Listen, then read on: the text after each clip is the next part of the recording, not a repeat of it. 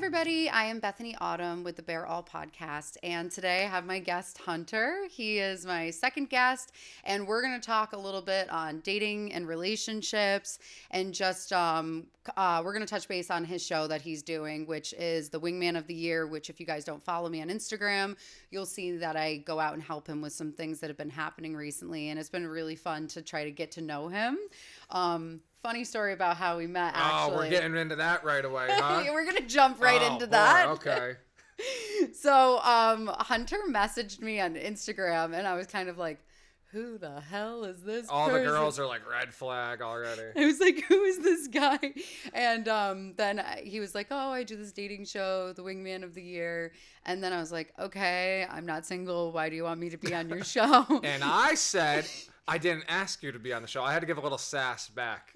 But I was giving a lot of sass, so I get it. You gave a lot. You had your guard up about me. Well, because I was just like, I don't know who you were. Like, we had some mutual friends, but I had no idea who you were. And I was just kind of like, why? And to be clear, just to protect myself here, I was like, hey, Bethany, I see you make content in the area. I also live in Albany. I host dating shows. I got one coming up.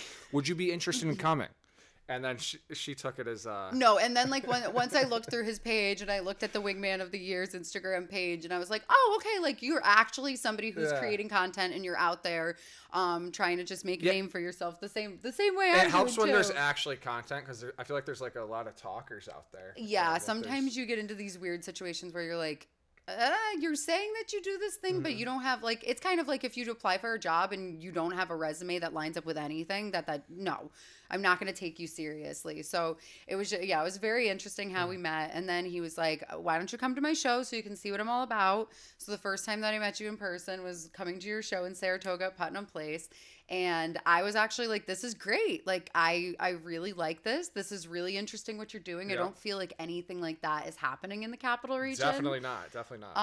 And then I met him, like, after the show ended was the first moment that I walked up and met you in person. Yeah, He's like, hi, I'm Bethany. He's like, yeah, I recognize you. And I was like, well, I recognize you too, obviously. And then it's kind of just like the friendship has started to like bloom from there. We got together, grabbed coffee, did the whole thing for the speed dating. Well, then I asked you to co-host the speed dating event with me at Lionheart, and that went great. You were a great co-host, but yeah, we filmed a little promo for that. Yeah, that was a lot of fun. That was fun.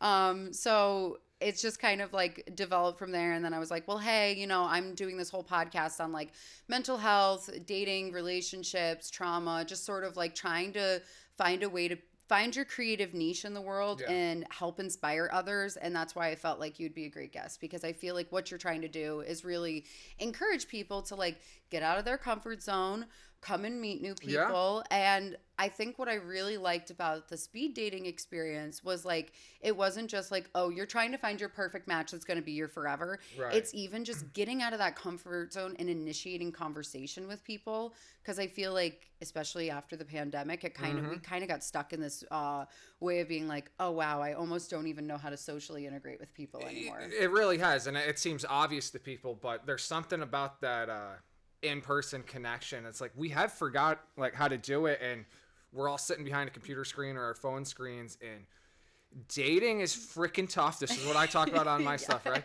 And we're all getting picky, and we should be picky when it comes to dating, because absolutely, I think most people, not everyone wants to get married, but most people are looking for, we're social creatures as humans. I mean, you're looking for a partnership, and honestly, we're even just looking for like friendships and good relationships. And I think being able to go out and meet people where you're like, wow, you're going to find things that you like in people and don't like in people. You're going to learn setting boundaries is something that's really important. And also just learning how to properly communicate is going to help build healthy relationships. And I think that's what was so fun. Like, I spent a lot of time talking to the people at the speed dating, because we had more guys than girls. So we had a group of table where people were able to like kind of gather around where they were waiting to get added in. The bullpen. Yeah. And I had so many great conversations with all of the guys, learned so many different things, and even was able to like give them like tips and tricks and like from a woman's perspective, what are we looking for? And it was really, really interesting to spend the time talking with people. And that's like the real thing I noticed about the speed dating. I'm noticing a lot of the people that come, it's just to get out there it's very low pressure. Yes, it's nerve-wracking going on a date, like Yeah. even if just one-on-one. It's actually, I think, less pressured to go on 20 dates. It sounds crazy, but you're getting those connections, and we get to connect with these people, and I think they look at us as hosting it, Yeah. as like more confident people, if you will, and they want us to talk to them, and we're getting that connection, and they're like falling in love with the brand, and they're like, oh shit, these people are real people too, and we're giving them an opportunity to meet people. And like you said, I know like a couple people were asking you for tips and stuff. Yeah. And you come from a totally different perspective than I do, so we can kind of hit them from both angles, and then it's just good to talk to people. Yeah, and I actually really what you just liked what you said about like being confident and like loving yourself and stuff like that. I think that that's something that I've really been trying to help other people realize, and was even able to have some really deep, meaningful conversations at the speed dating, where I was talking to people about like confidence is like learning to love yourself so much that you truly don't care what other people think about you anymore. Yeah. And I know that sometimes people have been like, oh no, confidence is just like this facade and pretending. And it's like, no, it's not pretending. It's actually truly being like, I am so confident and I truly love myself that I care about how I feel, and I'm willing to set boundaries and have good communication with people. And that was like so interesting. Like I was able to like, there was like this one guy at the event where he was like, you know, like feeling a little good about himself and, you know, maybe being a little bit too much. And then at one point I started having a really deep conversation with him, and I stopped him and I was like, that right there, you finding a topic that you really are passionate about and really know a lot about immediately made you so much more attractive, and it made you so much more relatable as a woman looking at like, you know, I'm in a relationship, but I'm giving these guys advice as if I'm a prospective, you know what I'm saying, person like trying to date you. Like if I was trying to date you, when you're talking in this manner versus this, it makes you so much more relatable. And I think that was it was really good advice that like the guys were like, wow, I didn't realize that. And I was like, yeah, talk about things that you love and that you're passionate about. Talk about your hobbies and stuff, you know? And that's one thing, I don't listen to a lot of advice that my dad's ever given me, but he always told me, he fancies himself as a ladies' man. He always told me, he's like, girls like guys with hobbies. Especially if you can be good at them, but like think about girls like guys that like play guitar, or girls love passion. Like, oh, because girls at the end of the day, this is for the guys listening, and girls, let me know if you agree, but like girls want to brag about their guy, like, oh my god, he's like so good, like you're a karaoke superstar, you got a voice on you, you know, like I love karaoke. But like you got to relate it, you got to find what you're good at. I'm a big believer in playing to your strengths, and like mine is kind of the number one thing I'll say that girls like about me is that I'm passionate about my brand, and it's so different. So embrace being different. Like, who's hosting freaking dating shows? The number one question, I get two main questions all the time. Hunter, how did you even come up with this? That was literally my next question. Is like, how did this happen? And then the other question is, does the wingman need a wingman? That's always the go-to. Yeah. But no, actually that kind of goes very well into what I wanted to talk about. Like when you're really passionate about things that you do and things that you love, like, you know, I do a lot of modeling and I do art modeling, and then that even goes over into like my OnlyFans and stuff that I do. And I feel like there are so many times that I've had difficulties in relationships. Being a content creator and being willing to put myself out there, I've had very insecure men be like, trying to make me be less of a person or stop doing the things that I love to do because of their lack of confidence. And I feel like that might be a similar thing that you've experienced with, like, you know, being a host of this dating show and being a guy who's on social media a lot. A lot of girls don't like it sometimes when guys are on social media, let alone to the extent that you are. Yeah. And that's got to be something that's like really hard. And because it's hard for me with the stuff that I do sometimes, and finding a very supportive partner who's going to be like, hey, I'm going to love you and support you through this journey because this isn't easy, and having them accept it and be like, what you're doing is awesome, and it's not easy. No, it's definitely not easy, but I will say there's pros and cons to everything. But doing the content, I've done this for 4 years, and I've fucked up a lot, and it's got better and better, and now it's getting some real quality to it. But I will say in my dating life, the content stuff, as you were saying, it actually helps in the fact that I gained a lot of confidence. That's helped from it, but it keeps the wrong girls away. I will know immediately if they're not the girl for me. That was something I had to learn. Yeah. But if they don't like what I do, it's not going to work. I've sacrificed so much stuff to go into this brand. I'm sure we'll get into it. I've sacrificed a marriage. I've sacrificed family time, countless hours. Have my boss pissed at me at my 9 to 5 because I'm focusing on this. There's a lot of stuff that goes into it, and I'm in too deep at this point. So if a woman doesn't like what I do, she's not the one for me. Supportive of it. It's not going to work because you have something that you're trying to build. It's like, it's no different than the stuff that I've done with everything, like even doing this podcast or doing the modeling and photography and stuff. If I don't have a partner who's going to be supportive, or even if I don't have a job that is going to be supportive of the fact that like this is my priority, it's just not going to work out, because it's like, these are our babies. These are what we're creating, because this is what we love, and this is what we want to see ourselves continuing to do in the next 5 to 10 years. And I don't want to let anything get in the way of that.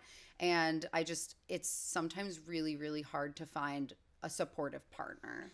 No, it surely is. But like I said, like, sort out the wrong ones and stop trying to fit a square peg into a round hole. It's not going to work. And I think that's advice I could give to like all the speed daters, or just like that we have, or just anyone listening. Stop trying to force things if it's not there.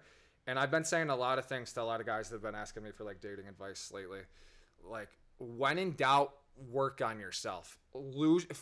You got to have a passion. Don't be the guy that just goes to your 9 to 5 and you watch football. Have something else. I used to be that guy, and I struggled in dating. I still have my dating struggles, but like we all do. And I'm not going to lie here and say, oh, my life's perfect in dating. No, absolutely not. We're going to be the first person to say our life is not perfect, but we're continuing on working to make it what we want it to be. And are we going to make mistakes along the way? Absolutely. But like, get out there and find a passion. Like, that's something that... And I posted a post the other day on social media, but you have to fail to learn. I look at every failed relationship, or every girl, like, I've been ghosted a million times. I've probably ghosted a bunch of girls too, but you got to know what you like. You got to mess up. It's beautiful if your high school sweetheart works out. The odds are probably not. You should really learn what you like and what you don't like, and you need to gain that confidence to be able to say no to a toxic person. That's something I've learned. I was with a girl, I thought she was the most beautiful woman in the world, but she was fucking toxic.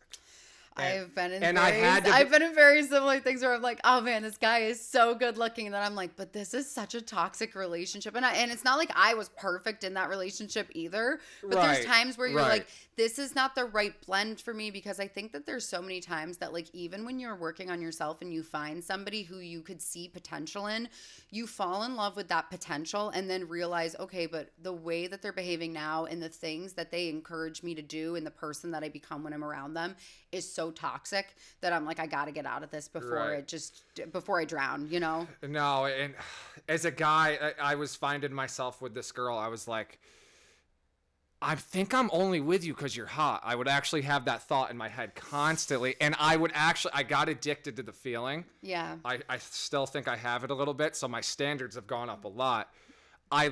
Everyone would say, like, how did he get hurt? And I loved that feeling. It stroked my ego. Yeah. And a lot of guys are insecure about that, but I liked it. Yeah. But I don't like the toxic. No, I had very similar situations where, like, I would definitely, even, like, when I was with guys, I would have them feel like they were only with me because of the way I looked and not all the things that I had to offer. Right.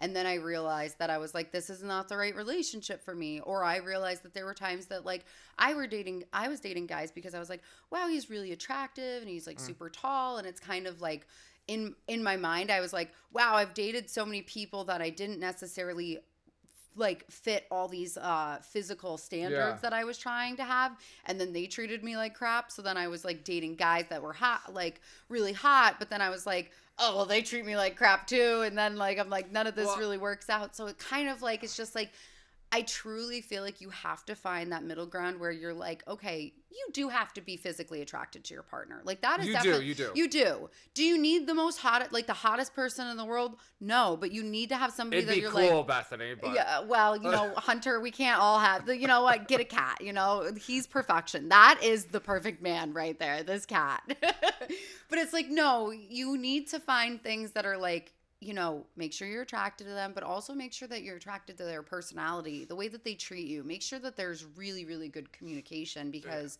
Without that, there's really nothing to begin with at all. And that's the problem with a lot of relationships today, or take the looks out of it, but somebody always thinks they're probably better than the other person and they could do better. There's a lot of options out here. But I'm going to put the guy community, they're going to string me up by a noose here for this. Oh, no. But there's a thing that...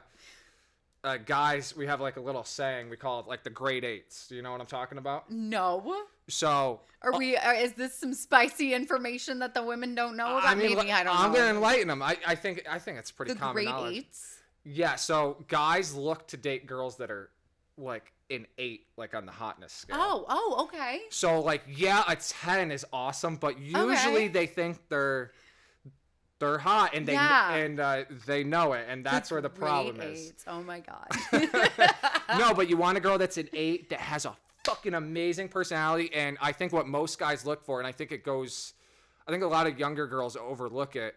Guys, at the end of the day, I know we're dogs. I'm not going to say we're not, but when we're looking for like a wife and a long-term partner, we want that sweet, bring home to mom kind of girl, and those traits still matter. Yes. No, and I think that like even in my current relationship that I'm now in, my partner has said like something that he really finds so attractive in me is my drive and my ambition. Yeah. He's like, I really, really like that you're so driven and creative and that you constantly just go out and find things to do. I find that really, really attractive in you. And I was like, wow, and I feel the same way about him. I like that he's really, driven in his career. I love that he really likes to find so many different hobbies and different things to do. And that truly is so attractive to me. I'm like, I really like finding people who want to do so much in the world. And I feel like if you're just sitting at home watching football or playing video games and all you do is like maybe once in a while we'll like go out, I don't find that attractive. But that does work for some people. Some people are, yes. Absolutely. I lived most of my 20s like an hour north up in Glens Falls, and the people there, they just I don't know if it's like a north thing or it's probably like the less popular. There's not a lot of stuff to do up in Glens Falls. There's not a lot of things to do unless it's like the summertime and you can like go up to the Adirondacks and like stuff like that. And I think I glorify it too, but I want it with the right person. I think a lot of people settle for like, oh, this is the best option. And the worst thing for a relationship is when you get comfortable. And I think that happens a lot because you see people, they let themselves go. They put on weight, and then and that's why you should want someone that's ambitious. Yeah. And like that's what I want in a woman. And I think that's what I want a girl to actually make me feel a little insecure. Like that's why I want a hot girl. No, I do.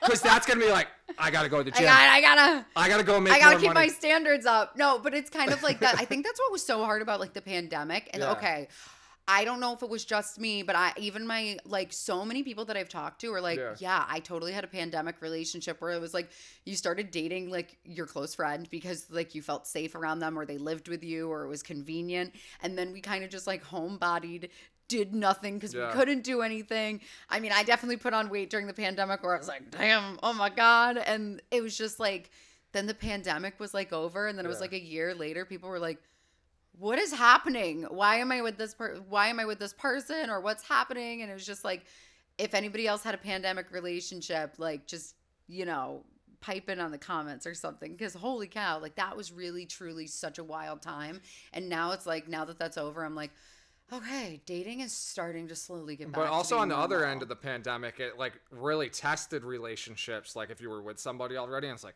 yes, if you can get through the pandemic, maybe you guys are meant for each other. But like, it was tough with like, because I broke up with my ex-wife during the pandemic. It just like wasn't working. My marriage ended a year before, to like 2 years before the pandemic even started. So like, thank God, because thank God. But I'm a firm believer everything happens for a reason. Like the bad things, you got to be Mr. Brightside with this stuff. You gotta like, oh, like that's gonna lead me to this. But that's why I say like all the girls I've like maybe been rejected by or ghosted, and we're back to the content thing of how it's difficult as a content creator to date. I remember when I was still in the Navy, I was in New Hampshire. That's where I was stationed, and I was talking to this girl. We had our first date planned. I was smooth operator, Bethany. Okay, I was smooth with it. I'm nice with it. And then she's like, so like, what's your Instagram? I want to stalk you. I'm like, oh, you want to stalk me? Oh no. So I'm like, okay, I'm gonna give you my Instagram, but just to let you know, I have a podcast, and this is early days where I'm just talking about drinking with my my friends, and it wasn't shit, but I had to get those reps in, and that got me to where I am today. So wherever you are, if you're starting, keep going with it, but make sure you have the passion. Don't just be doing it, like if you're gonna do it, do it. Yeah, and I would definitely say, like, when it comes to content creation, don't do it because you want fame and glory. Do it because you truly love what you're doing, because if you don't have that passion and that drive behind you because you really truly love what you're doing, it's not going to be successful. You're not going to come off genuine. And I feel like you need to truly be super passionate about what you do. And that kind of brings me back to, like, how did Wingman of the Year originally start? And like, what was like, great question. What was like the day that you were just like, I'm just gonna do this dating show thing? Like, talk a little bit about your journey. Okay, so Wingman of the Year, it's kind of a long story, but I've always been an entrepreneur at heart. I always want to start my own business. So I started a business when I was like 21. I rented out. I don't know if you know what knocker balls are. They're bubble soccer balls. Like, you run into each other. Oh my God, yes. I've been. So I would rent those for like after prom parties, family reunions. But then I'm like, there's too much liability in this. I'm like, you can get injured. People can get hurt. Yeah, I mean, I had insurance and stuff for it, but it was like, ugh, I don't like yelling at the kids because they're like knocking the shit out of the girls. Like, I'm like, can you be a little easier on them? Like, they're a little more delicate. And then the girls would quit right away. Yeah. I'm like, oh shit. Well, I don't like yelling at people, but so anyway, I found out that very quickly that business wasn't my passion. I'm like, I can't keep doing this. So I did pizza delivery at that time. So I would just drive. I'd be working until 2 a.m. This was up in Glens Falls. And I think I'd listen to podcasts. Gary Vaynerchuk was a big inspiration to me. I don't know if you know him. No, I'll have to look him up. But he's an entrepreneur, but he's like, and I started like listening. He's like, oh, you can make money on YouTube. And I'm like, okay, how could I do that? I listen to like a lot of like Barstool type stuff. So there's a lot of inspiration there. And I'm like, these guys are just normal guys. They're, they don't get dressed up in suits. I'm like, but I'm like, I didn't know what I liked. I just gave shit about the guys that work at 9 to 5 and like football. That was me. But I was always told I was lazy. I was always told I was lazy at any job because I would complain.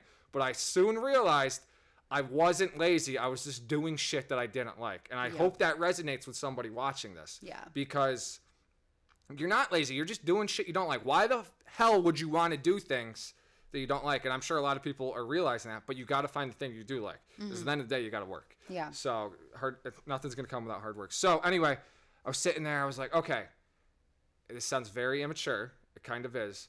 I said, how can I start a business where I could get paid to hang out and drink beer with my friends? Yeah, no, that's not it. And that's a pretty cool goal to have. I mean, so I reverse engineered that. I'm like, it's got to be content. Okay. I never had the confidence to get on camera. I was very shy. I don't know how I'm here right now.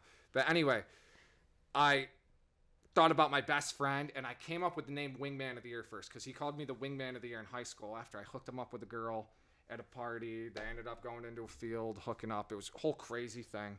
But he called me the Wingman of the Year next Monday in class. But that was in high school. But when I was thinking of the brand name, that's how we came up with it. And then I asked a couple people. Max, my business partner, he's been there since day one, essentially.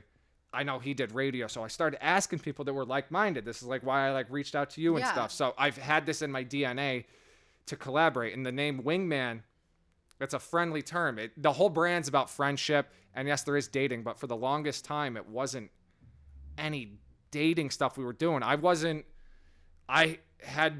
married guy. Max was a married guy when I started this.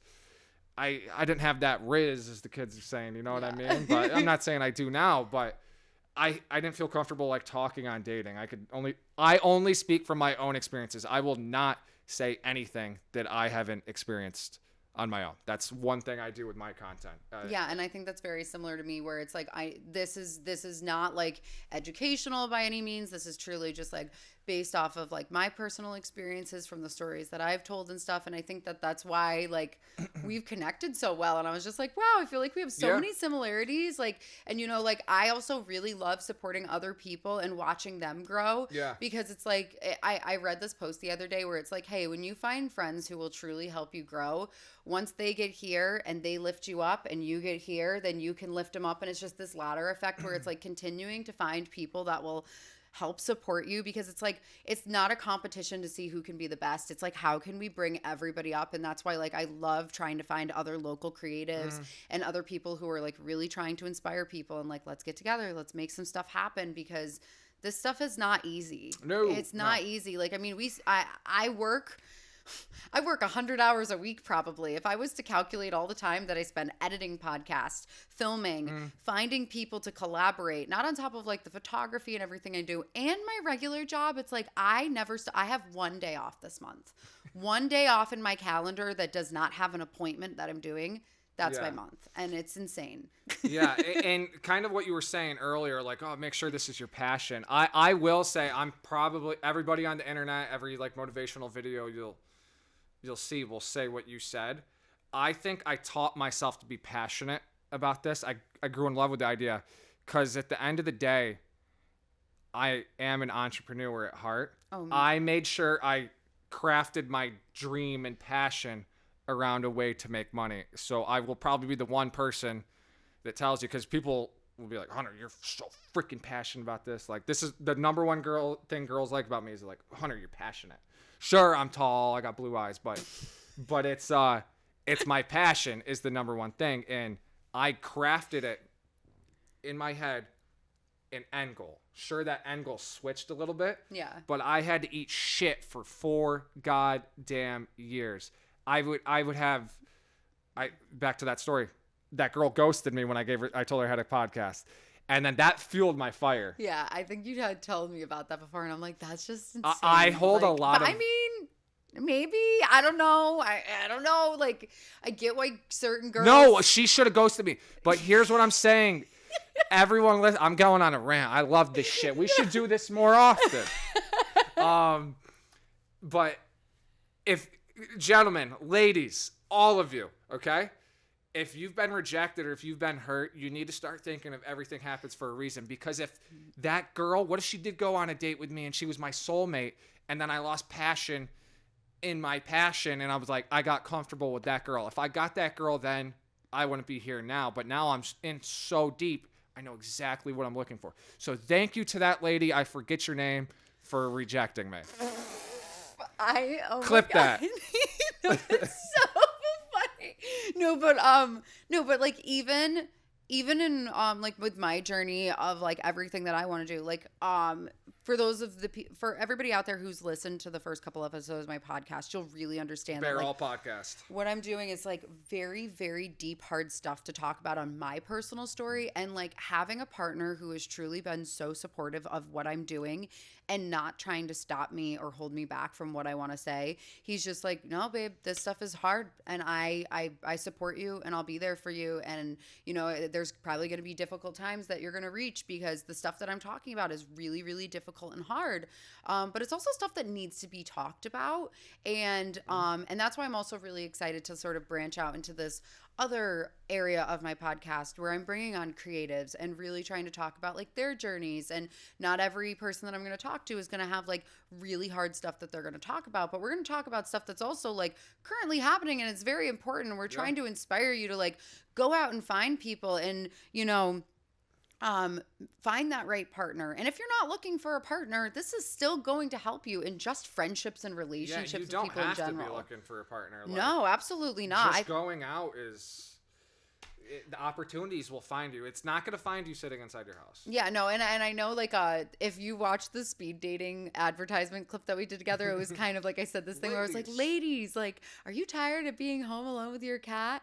Like, I said that because it was meant to be funny, because for me, I was tired of just being home alone with my cat. I really did want to find a partner, and I have found that partner, and I'm very excited to explore that relationship. But also, there were times when I was just like in my single girl era, very happy to just be home alone with my cat. And guess what? If you're currently going through that, whether it's your dog, your cat, your chinchilla, I don't know, embrace it, enjoy it, because I think that like learning about I think that like people really do need to learn to like heal themselves and be happy with themselves and be confident before they're going to go out and try to like fix themselves with a person. And I think that that's We've probably both been guilty of both ends of it. Yeah. Oh my God, are you kidding? There were so many times where I was unhealed and I was like, I'm going to be in this relationship. But I think we sell ourselves like, oh, I'm ready, you know. And then I was like, just traumatize that man. No, I do a thing where I get like, I'm like, I really like you, but I'm like 99% there with you. But I'm like, there's something that's not. I've literally told girls, I'm like, I'm not going to marry you.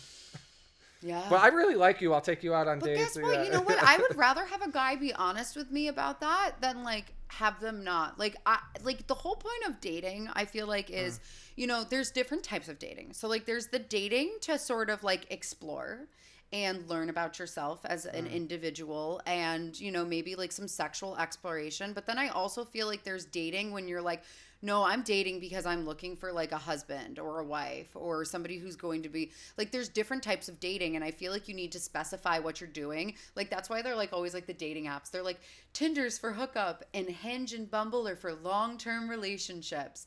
And I don't know if that's been your experience with like what people have. I've had more. I from a guy's perspective, don't kill me, but I find on Hinge, I guess Bumble too. Hinge has been my go-to. I find higher quality women that I like on there. Yeah. No, I feel like that was kind of my similar experience. And Hinge, you can like shoot your shot. You don't have to wait for them to message because they'll see it. So if you can say something good, and you just got.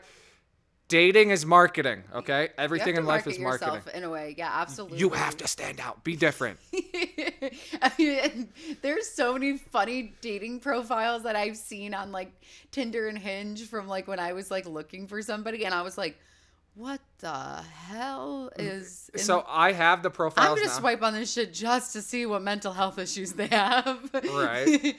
Not anymore, obviously, because I'm in a relationship, but I'm going to be the first person to say that I had definitely been that unhealed, maybe kind of toxic person in past relationships where it was just like, I didn't know what I was looking for. And I've even talked about this on previous episodes where I was like, I was very unhealed. You know, I had been in a marriage, been brainwashed, divorced, and then trying to integrate back into society and sort of figure out like who I am and what I want.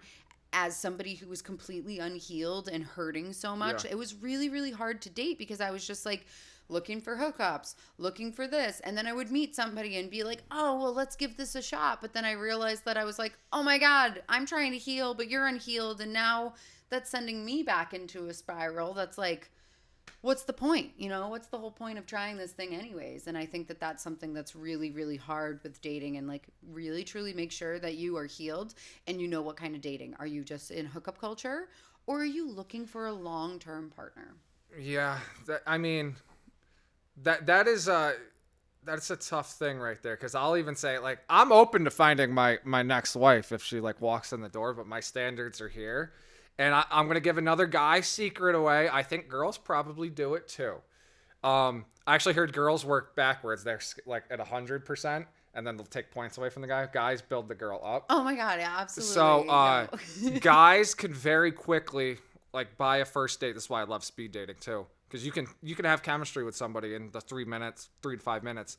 But in one date, I can guarantee you a guy will classify you if he wants to hook up with you or if he wants to date. He would take you out on dates. I've definitely or if he would heard marry that before. you. Yeah, I've definitely heard that before with guys. And as we're with women, I mean, I don't know. I'm only speaking from my personal experience, but I feel like when I was like going out to like find somebody to hook up with, it was like I would go out and immediately judge them based off of what they looked like.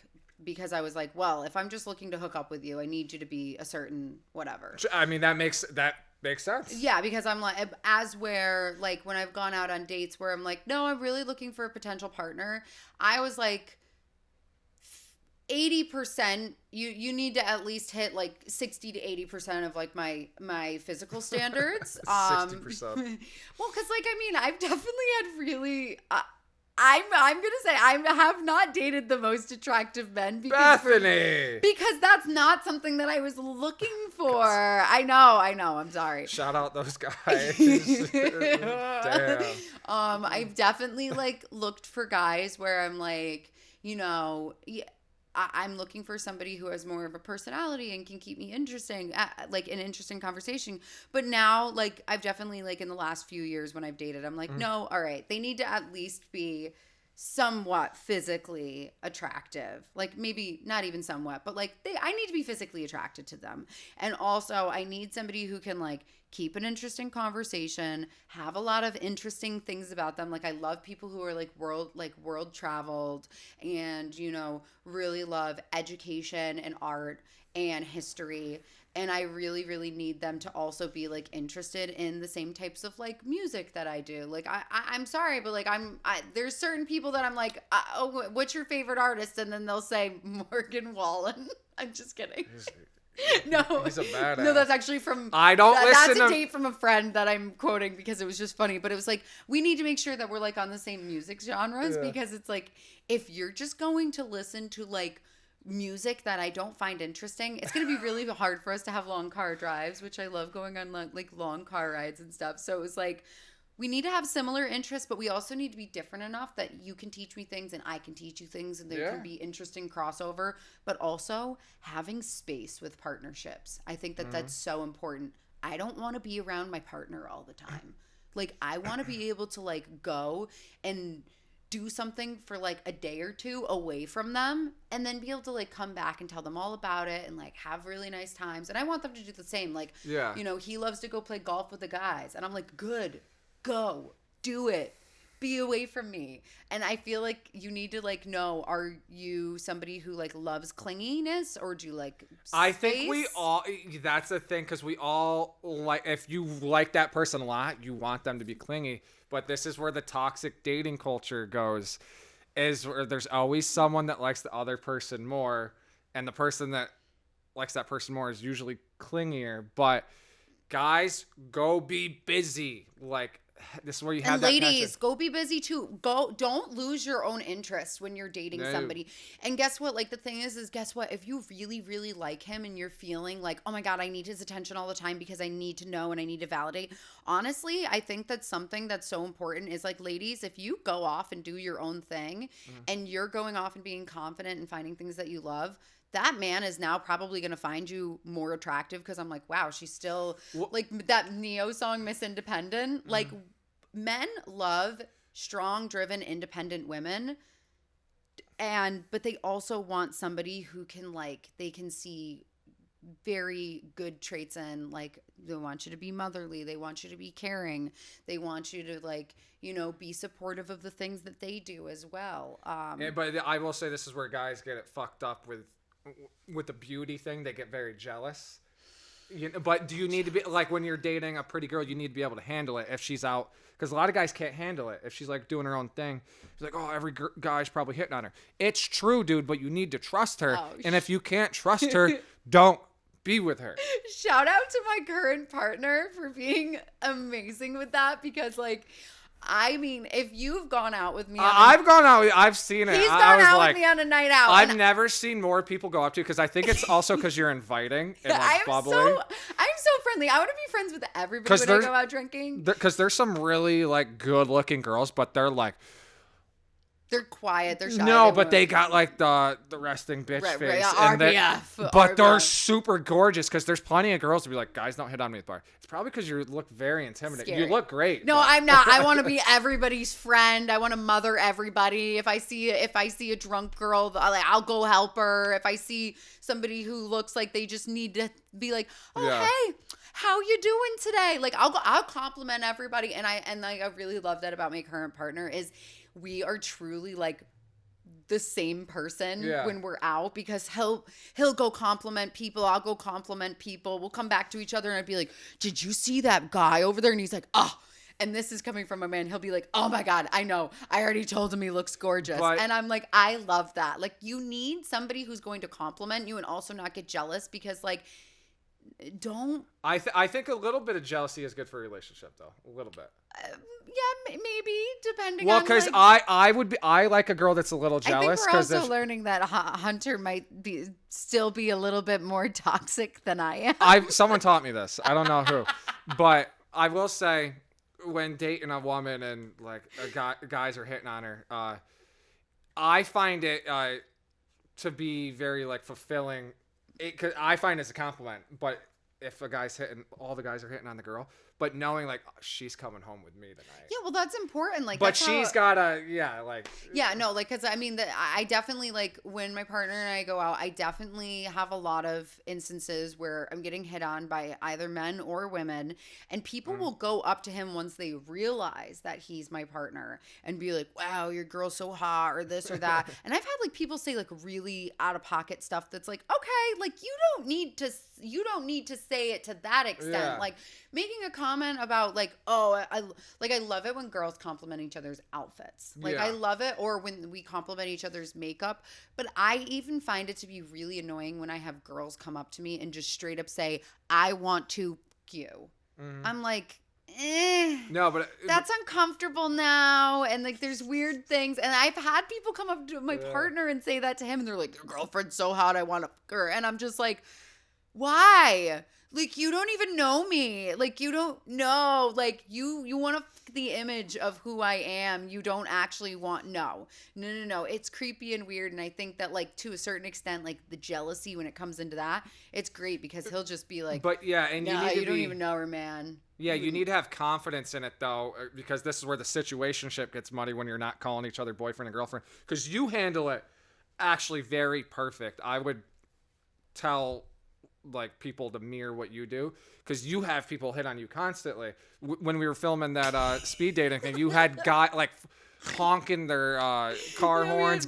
We had someone pull over and like ask her to model. There was a homeless guy hitting on her butt. Anyway, you immediately like, oh my God, thank you so much, I have a boyfriend. And then like when I DM'd you about like this show, no, because like I immediately make it like I'm not looking for anything. Like thank you for that compliment. But you know, it's just like it's. But I think if you don't have that, there's some situationships and relationships out there when you're like, I don't think everyone's like, oh, I have a girlfriend. Yeah. You know?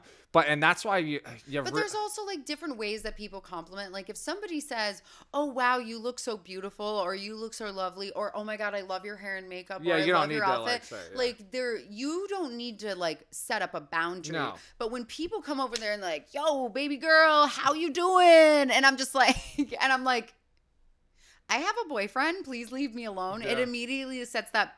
You're trying to like set a boundary. And that's something that I've talked about so much, is being able to set boundaries with people. And it's hard when you're in bars and you're out at nightclubs and different things, because you're kind of in this environment where there's this stigma that everybody there is to hook up.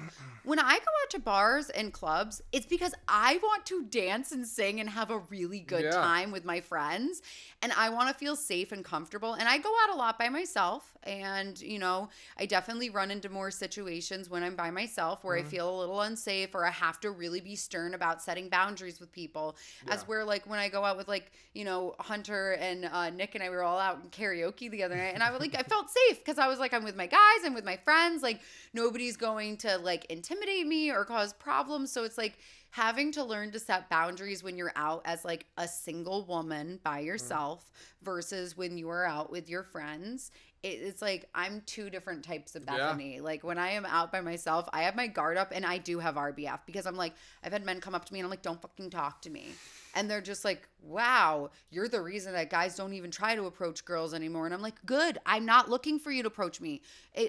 Learn how to approach women too. Like if I'm very guarded and quiet, it's probably because I'm there to just like have a drink and think about the stuff that happened that day or that week. And if I'm out and I'm being goofy and wild, I'm probably looking for like a little bit more like attention, and not attention in the sense that I want you to come up and like sexually assault me, because that happens all the time too, which is annoying.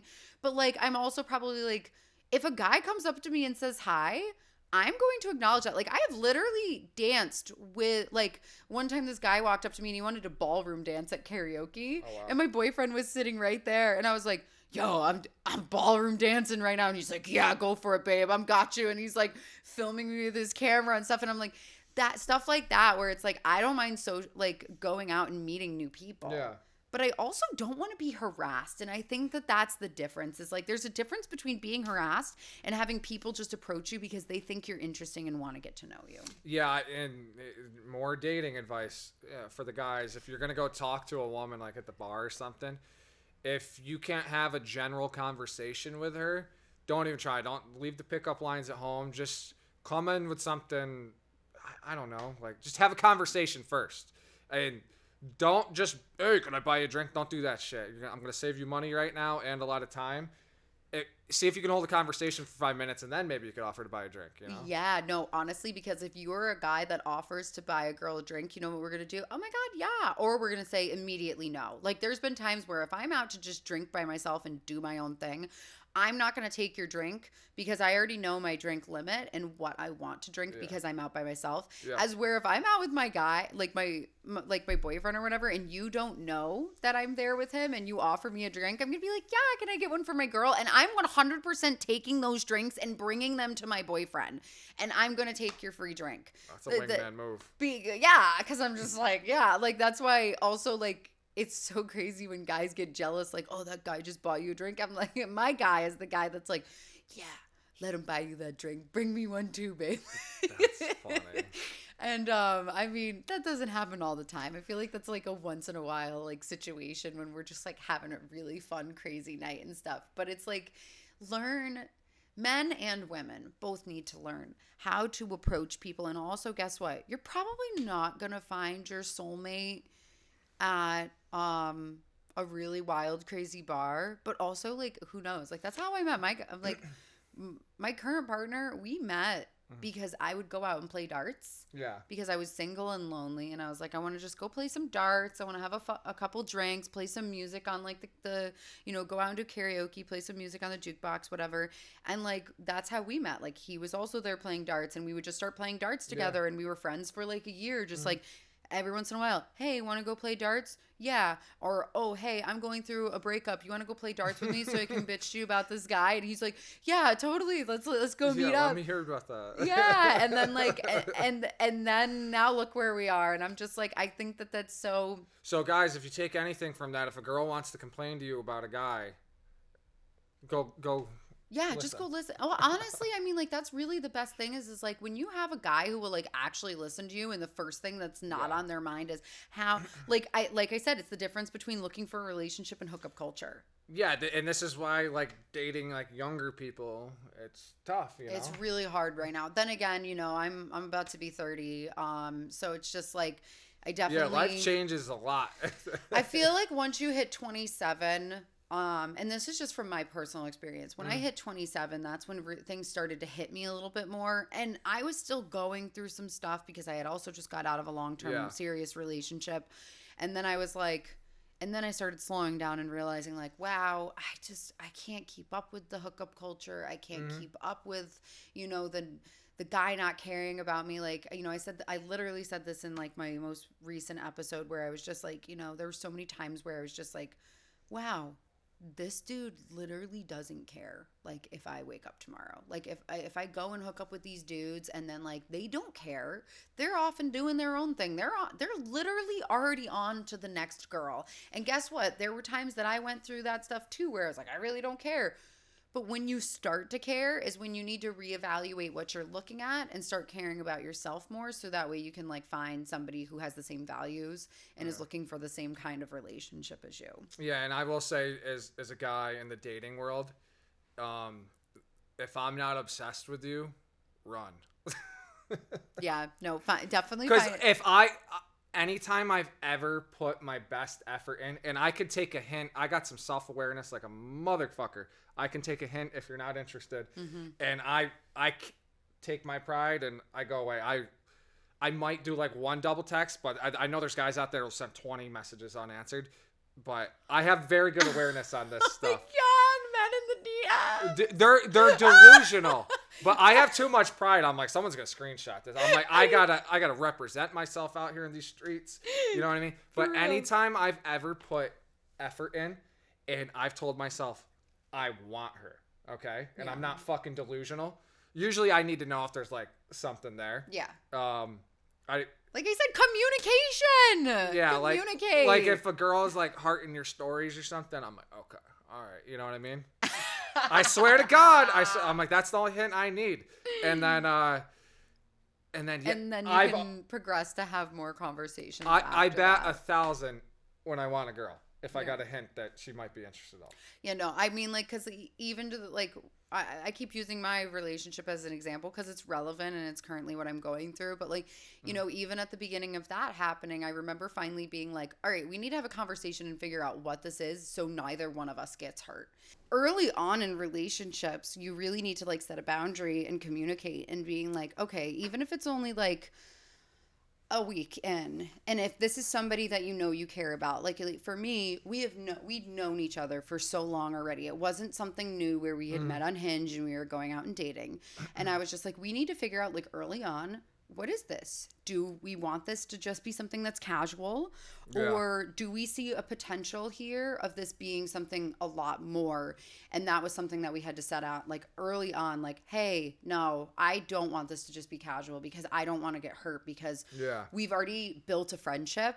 And so I think that is so important just from any experience that I've had, you know, figure out what it is early on so you don't get hurt, because it also sucks when you really, really like somebody and then you try to like establish that and then they ghost you, or they don't communicate it with you, or they say it's one thing and then it turns out to be another. So like I said, communicate.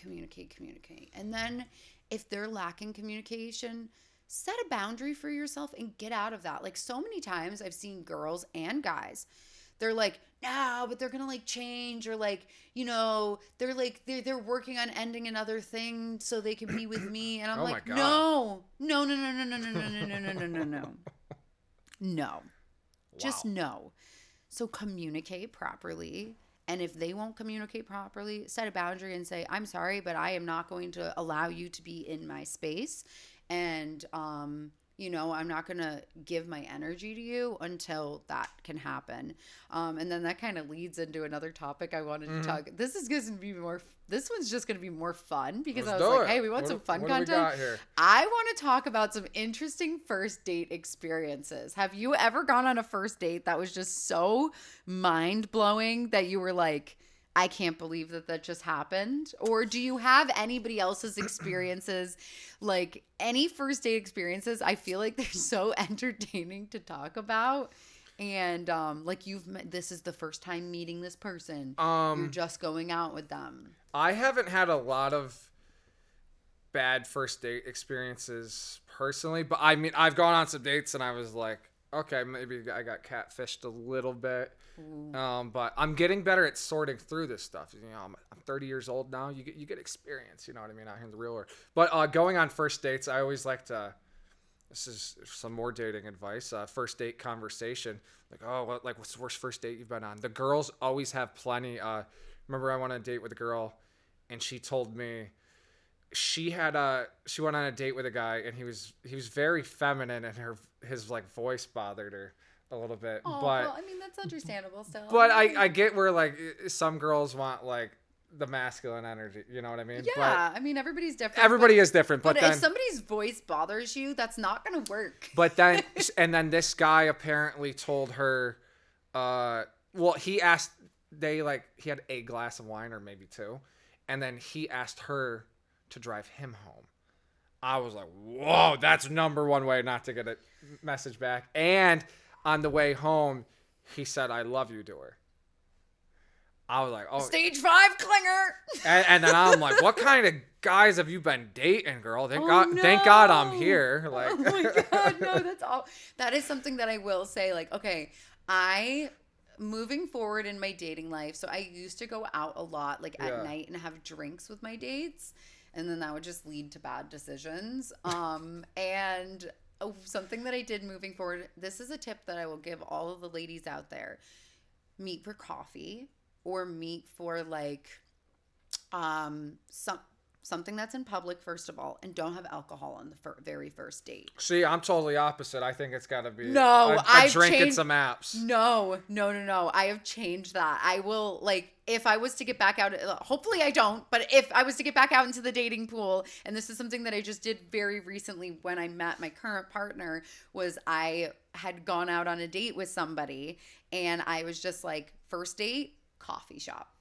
If I was actually, because if I was qualifying a girl that I want to go on a date with, if I really think I'm gonna like her, like 1,000%, like can't miss, I'm cool with the coffee shop date. But I guess I will say, if I am like, you're being more social, just trying to catch the vibes and stuff. Like, I get that. Like, if you're just like going out to be casual and social, like catching a vibe might be a hookup thing. I totally get going out and like having a drink. But like for me, when I was like, no, I'm really trying to find a partner and I want to make sure that I don't get alcohol blindness, because there's so many times where like I've gone out and I'm like, yeah, this guy is so much cuter. And then I'm like, oh my God, no, what am I thinking? And for me, I had to set a boundary for myself where it was like, no more drinking on first dates. If the first date goes well and I like them as a sober person, then the second date, I'm okay to like go and like have a drink. And I just,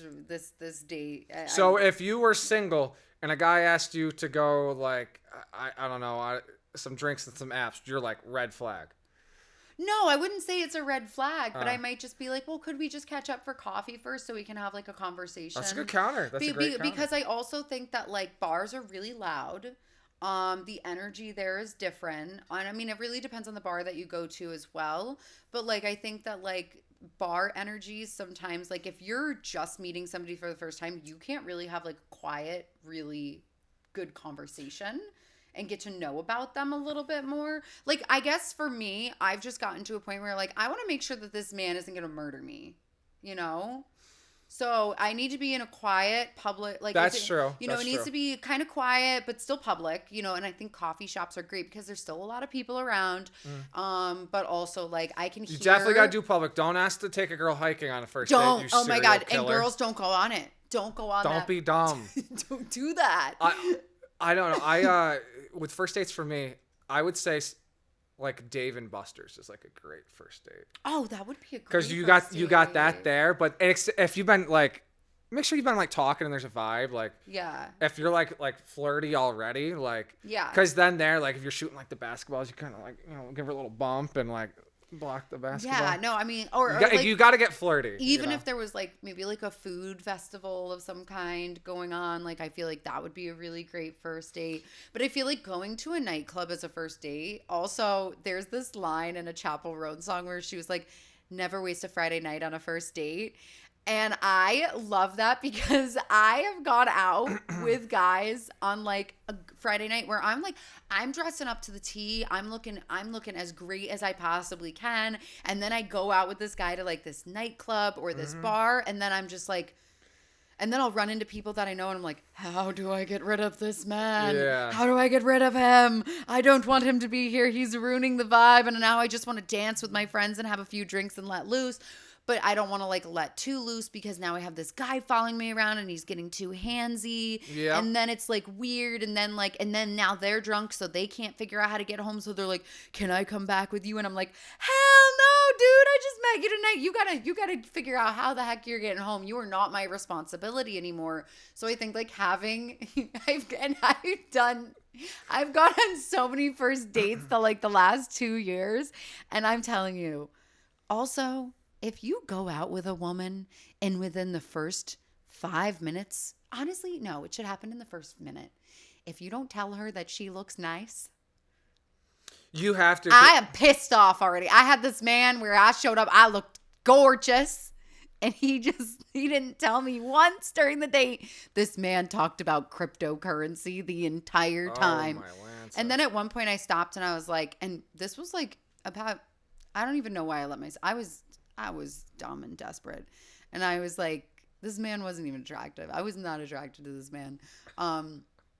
It was an hour into the date. We had even moved the location. Like, we went to a different place. Oh, you went on a marathon Yeah, date? we went on a marathon. We went to another place. And that's how you know this it's going man good. still did not tell me how I looked. So I stopped the conversation and I was like, okay, that's really great that you know so much about cryptocurrency. But, like, what do you think about the way that I look tonight?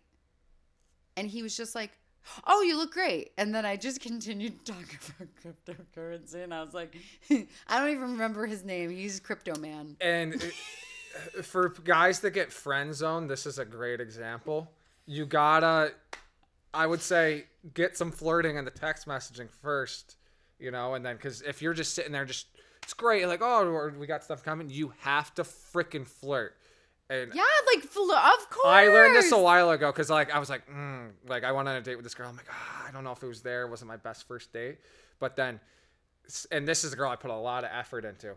Second date, I'm like, I need to, like, make sure she knows, like, I'm interested. So, like, I think we went somewhere because if you're sitting across from somebody, like, you can't really get that chemistry. So I, like, made a point to, like, sit next to her with where we went. Or even, like, where you're, like, if you're, like, at a round table where you're, like, you're sitting here and he's sitting here. So your bodies are still kind of, like, I think sitting directly straight on is kind of awkward. But if you're, like, sitting, like, at a bar stool, you know, or, like, sitting, if there's a booth and you can sit next to each other or pull your chairs. And I think it's nice to be a little bit close because you're able to figure out that you gotta chemistry. flirt to get there. And then there's, like, yeah, you got to read the body language, and then it's like, oh, maybe, like, put your hand on her hand or something. But you gotta flirt. All I know, ladies, is that I've been on a lot of interesting dates. Thank God I don't have to do that anymore. But I will say, if you immediately get a feeling that's like no, trust it.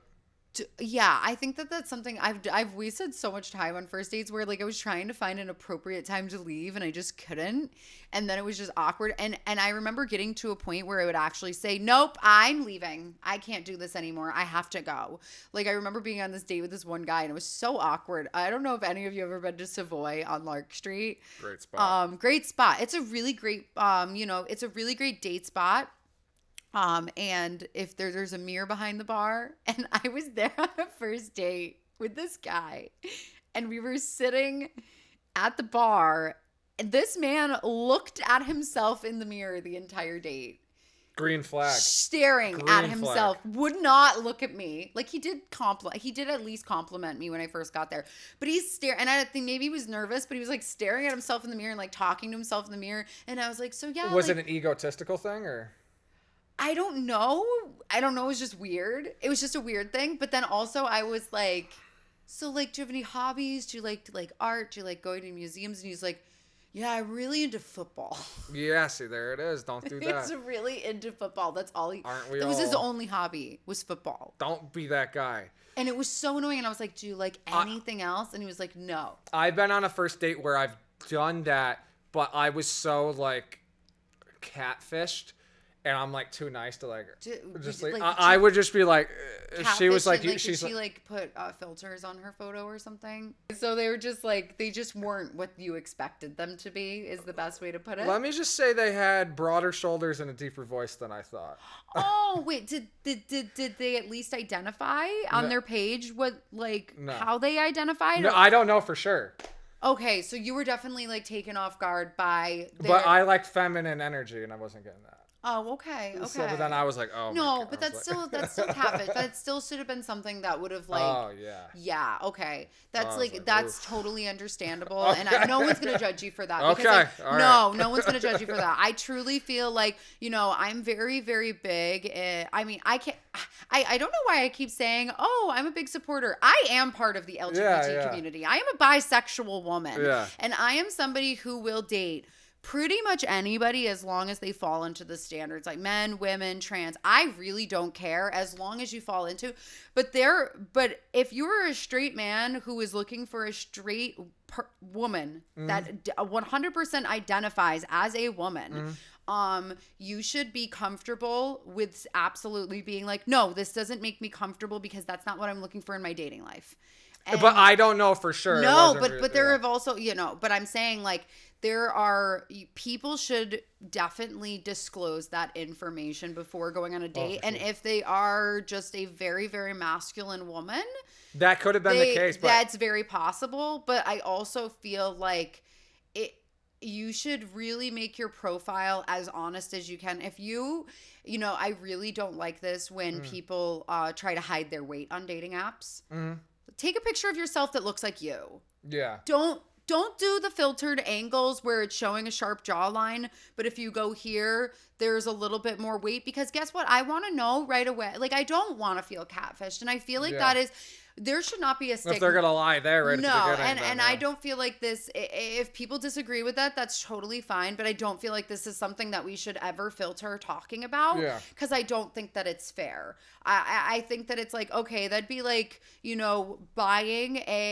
like, oh, I really, really want a blue shirt, but you're buying it in a pink plastic container where you can't really tell the shade of the shirt. That's not fair. You should really know the product and what it is before you purchase it. And I feel like with dating, you should really know the person that you're about to go on a date with. Like, I don't like the Snapchat filters with the little hearts and the doe eyes. Yeah, that's a. If you have a Snapchat filter on your profile on any kind of dating app, man or woman, do men do that? Some men do put filters on. Really? Or they don't show their face at all. I've had girls take pictures with me. Mind you, I'm also bisexual, so a lot of girls do that on dating I've had apps. girls put filters on when they're taking like a picture with me, and like the eyelash thing. It's like, dude, these things are like, it's ridiculous. They don't look right on men. No, but it's also meant to be like, I get it when you're doing it with somebody to be funny, but if you are using that as your only photo, or every photo that you has is either a picture without your face, and then when it shows your face it's a filter, stop. Please stop. Just be you. You're setting yourself up to. You're setting yourself up to either get told that, wow, you look nothing like your profile picture, and in a very rude way, or you're setting yourself up to just not get clicked on at all, or maybe you're just sort of getting a very specific type of man or woman that could be a little bit maybe not what you want it to be. I don't know. And this is like I said, with the content creation, it helps me sort out the girls that are going to be into me. But I put it out there. You can take it or leave it. If you don't mess with it, because I mean, like I can't hide it. I really like that my partner is not on social media. I like that, like, he barely even interacts and likes my stuff very much because he's not really on Instagram. So do girls like it when a guy doesn't have social media? I think that a majority of women do. Yes, but I think that what you're doing is different. You're trying to build a brand. Yeah. So I understand why you are on social media. It's my strength. It's my way of standing out. But I think even to the point that like girls really like they don't like guys that are on social media and constantly like tapping and liking other girls' pictures. That makes it. Yeah. So I never do that. So I think that there's like a broad spectrum of like what being active on social media means, because you might have a guy that, while he only has like 200 friends and his profile is private and he really doesn't post stuff, if he's on social media and he's actively liking other girls' content all the time, it's like, I'd say it's a red flag. Yeah. It's a bit of a red flag. Like when you go and you like my podcast episodes, that's a lot different than you per se going and scrolling down a year ago and being like, I really like this picture of her in a bikini. It's like, if you're liking the stuff that I'm putting out because it's meant to be content for, community, like my podcast, if you're liking my podcast versus liking having the half naked photos of me, that's a bit different. And guess what? I put that stuff out there, and I do want people to like and comment on it because I'm still putting it out there for the world to see. But if you're a man that's in a relationship and you're always liking my spicy content that I put up there, I'm just like, that's a little suspicious. It is. Yeah. And the ladies, they don't like it. And I mean, I think that it's like also finding like a balance. Like, I definitely follow some like male content creators who I find very attractive. Maybe they're gay, maybe they're straight. I really don't care. I still like their content. And I send those videos to my boyfriend. I'm just like, wow, look at this very attractive man do this thing. So it's just like, I think you also just have to figure out a balance. It's kind of like how we were talking about like being jealous at a bar. it's kind of that same thing where it's like you need to understand like what are your partner's limits. Do you guys like the same things? Just certain things bother you. If you're a very insecure person, you need to find a partner that's going to be okay with that. And if that really bothers your partner, then maybe that's not the best relationship for you. And what I do, like, think about my last live show.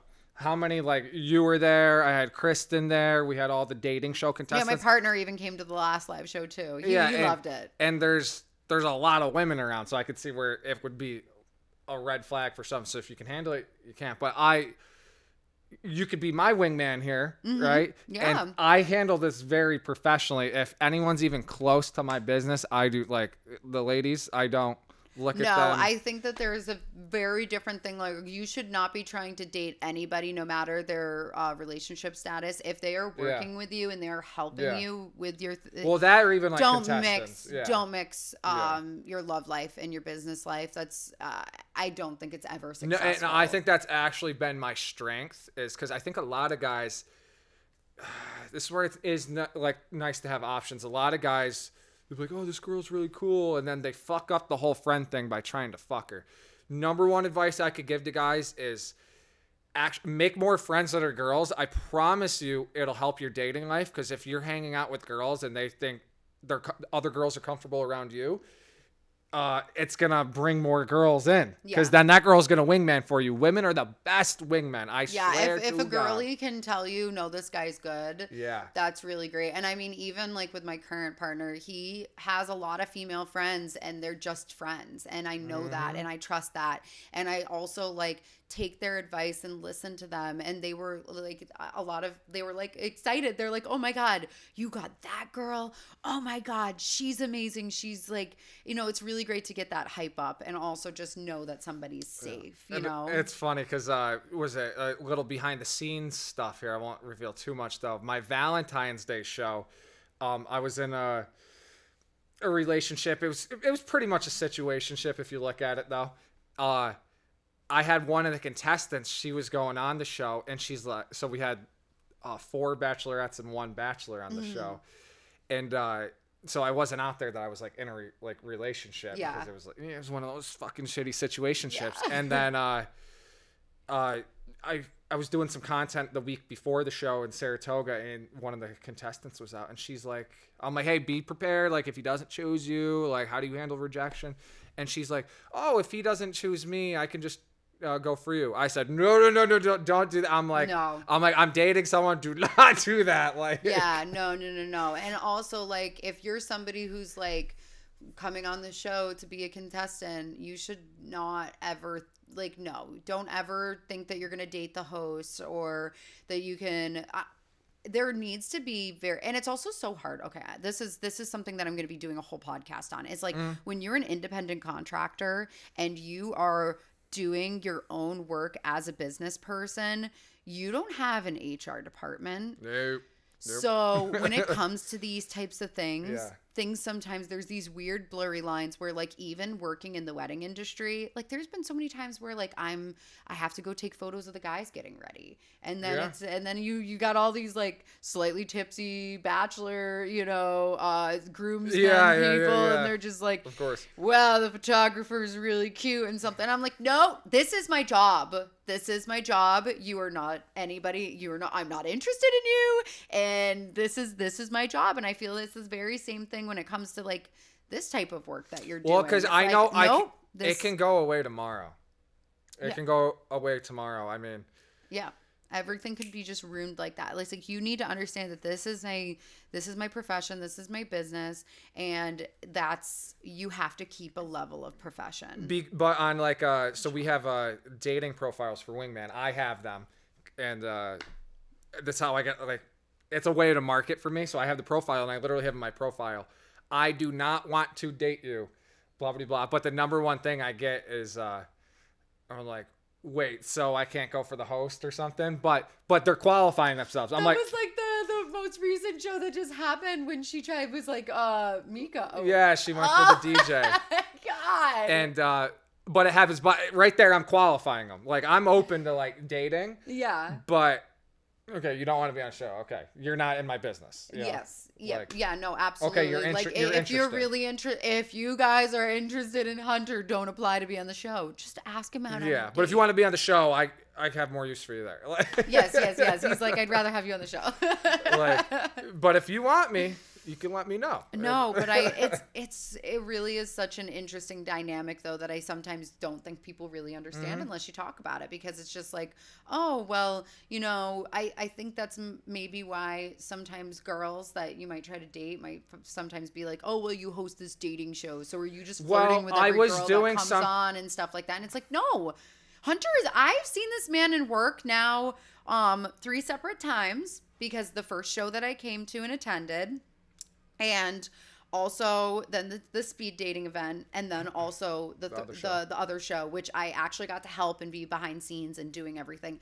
Hunter is a very, very professional, and that is something that I will give you the credit. Like, you and I have gone out as just friends, and obviously when we're out as friends, it's a little bit different. We're drinking, we're having a good time. She drinks her Jameson. I do. I love my JMO ginger ales. But when you are in gear and working, you're very, very professional. You still like to keep a very friendly, like, light-hearted environment. Oh yeah, I'll have a drink. At the end, I'm letting loose a little. Yeah, but you're very good at, like, setting boundaries and being very professional with people. I don't think anybody at any of the speed dating events or even the show has ever felt uncomfortable, and nobody's voiced it, at least. So, but you have a very good composure about you. Appreciate and you're very good at trying to make sure that, like, everybody feels comfortable and is treated appropriately. Because what was the real world example? I was trying to read the room. We were doing the confessionals, and Miss New England was very nervous, and I could tell. Yeah. And I'm like, Bethany, can you go, like, make her feel more comfortable? I feel like she's a little nervous. Yeah, and we just went off and chatted for a bit. Yeah, and I know she probably... And she definitely was a little nervous about everything, because it was very different from, like, dating shows. She was actually the most nervous contestant, but I'm like... But she did great. When she was up on stage, she did a great job. And even at the end of the night, when we did her... testimonial thing at the end, she did a great job, and I think that was, like, a very interesting show, just the way the whole thing ended. It fucked me at the end, dude. It went off and it was so funny, because, like, my partner was with me, and he was drinking and having a good time, because I was like, you're not working. Like, I'm in work mode. Like, when I'm in work mode, I'm in work mode. And I was like, just drink, babe, like, have a good time or whatever. And then at the end, he was just like, whoa, is this supposed to be happening? And I was like, that's the beauty of those shows. No, is they could go I was like, this is not supposed to be happening. And he's like, yo, they're totally screwing Hunter right now. And I was like, dude, man is struggling. But that's for his life right now. That's why it's called Wingman of the Year. People call me Wingman of the Year.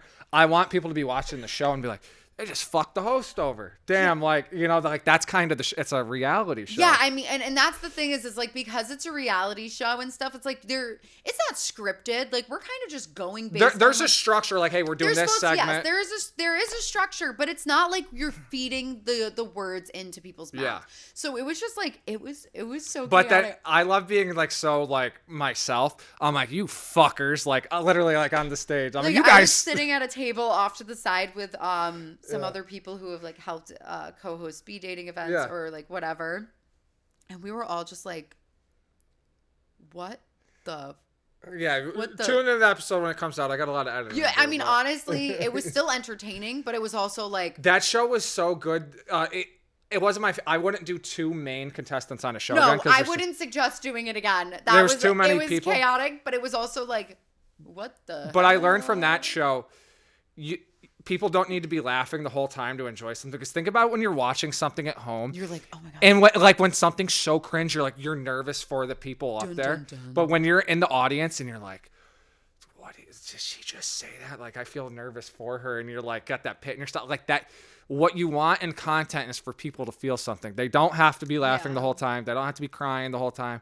You don't want them cringing the whole time. But if you can get you want ups and downs, and I think that's what makes good content. Yeah, and I mean, like the first show that I got to go to and see was very well structured. I like that show the most. So far. Sophia was an amazing bachelorette. She killed it. She killed it. She's actually going to be a guest on my podcast. No way. Yeah, I guess. So she's going to be a guest on my podcast, and I told her, like, I was like, you were so fabulous up there. You had such good composure. This is what I love about my brand. My absolute most favorite. Yeah, because I met her through Hunter.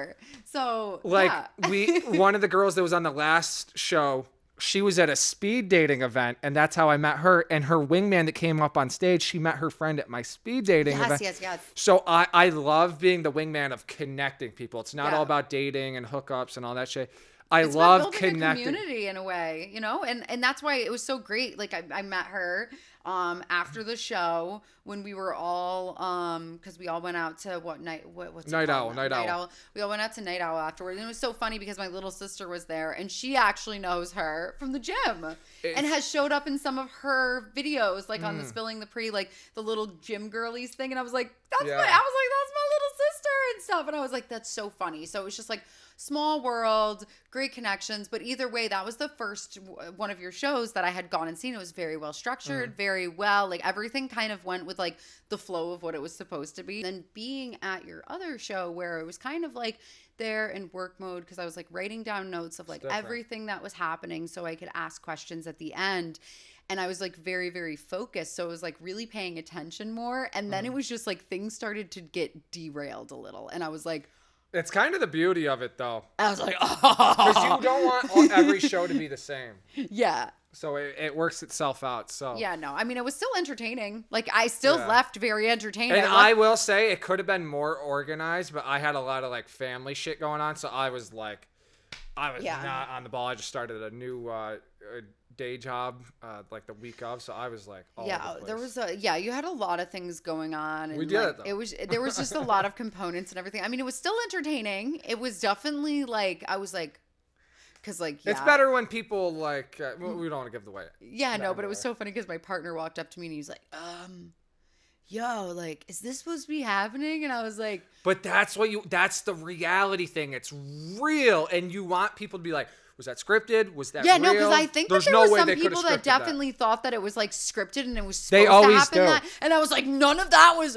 We did not know. We just like tossed the ball and we let it roll, and the ball got ping pong. That's a good way to put it. And I was like, oh my god. So the way we make the structure of any of our shows, there's like any way they could take. There's multiple options they could take. So the contestants, the characters, if you will, choose their own version of chaos. Yeah.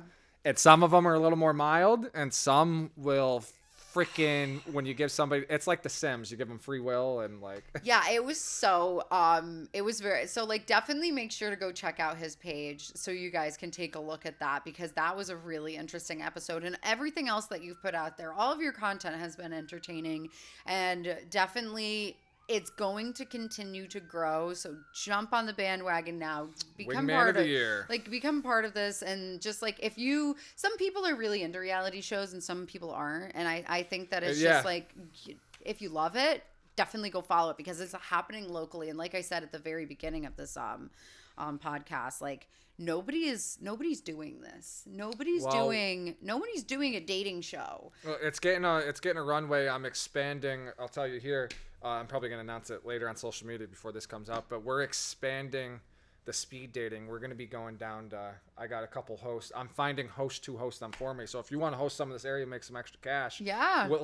Because so I got 2 people in Long Island that are going to run it. I'm going to, looking over at Springfield, I'm going to try to find somebody in Boston. I'm going to try to find people in other cities to do this. And then I'm probably going to, as of right now, I'm going to probably go down south and maybe do some like Florida stuff. Oh, nice. But then I'm going to find a host to take over there. Yeah. No, I mean, you got to expand the brand and stuff. But yeah, so like definitely if it's something that you guys are interested in following along in the journey, or even if you just have questions, like reach out to him. And it's very interesting because I didn't even know that it was happening. I know, and we like live 2 streets over from each other. I mean, we're literally neighbors, and I didn't even know this guy, and I didn't know what he was doing, and then he was like reached out to me, and I was like, who are you?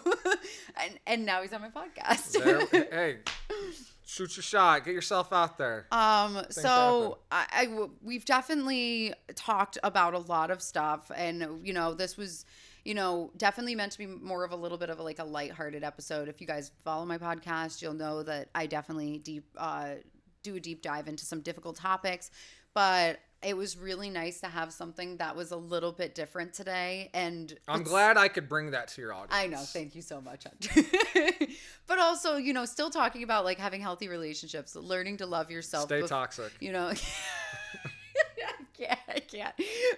But it's I mean, I think that this is we're at such an interesting point in our life and in our journey where it's really exciting to see both of us grow at the same time. And I'm very excited to continue to see you grow and see Wingman of the Year grow and see where it goes and stuff. So is there anything else that you would like to touch base on before we wrap this podcast up? I think we covered a lot, but I mean, to piggyback off what you just said, I'm excited to go back and look at this podcast in 2-3 years. Yeah, because I think this will probably be the last podcast I guest on in this area. So I think this might be the end of my journey in Albany. Not the end of it. We're still going to have something here, but I think I'm going to hit that next step very soon. Which is very exciting. I mean, I think that once you start getting out of your comfort zone and branching out is really when crazy wild things. Growth is only going to happen when you're uncomfortable. Yeah, so absolutely. Make that move to that city.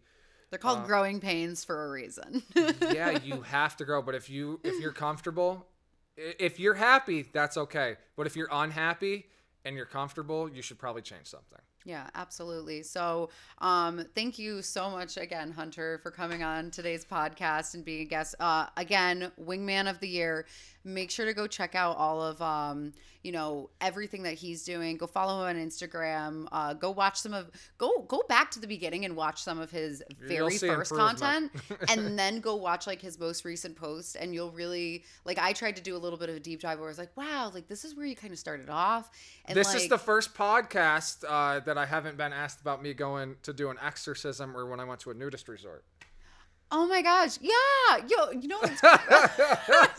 Here, we're back. Yeah, no, but I mean, yeah, because we actually talked about that and I was that's so interesting. That's usually people always want to hear about that. But now the dating shows, that was before I did dating shows though. Yeah. Now dating shows are the and also because I want to mix it up. I want to make sure that you're not just talking about the same stuff all the time either. But all right. But I think we're gonna wrap it up because we talked about a lot, and just stay tuned on our journeys. I might have him back on in the way ahead future to sort of do a little check-in to see where I'm at with the podcast and where you are with your journey and stuff. So again, thank you so much for coming on today. Thanks for having me. I'm Bethany Autumn, your host, Bear All Podcast, and I hope you guys all have a wonderful day. Bye. Bye.